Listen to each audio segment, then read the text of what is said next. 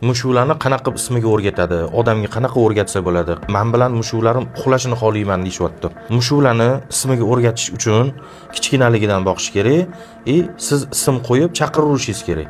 Agarda ismi bilan chaqirganingizda oldiga kelsa, mushukni boshini silab qo'yasiz. Nimadir lakomstvo berasiz, rag'batlantirasiz mushukni. Pashtet ovqatlari bor, shunaqa berasiz. Nimadir ovqat berasiz, boshini silab qo'yasiz. Mushukni o'rgatish uchun aytganingizni qildirasiz, agarda qilsa boshini silab qo'yasiz.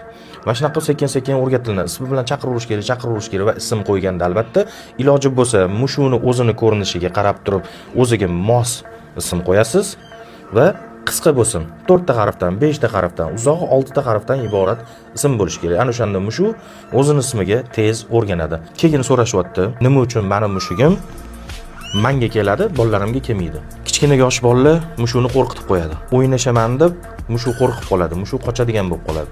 Bular shovqindan, baqir-chaqirdan, tapir-tupur, to'polondan qochadi. Ana shuning uchun siz spokойный bo'lganingiz uchun sizga boradi, bolalaringizga bormaydi.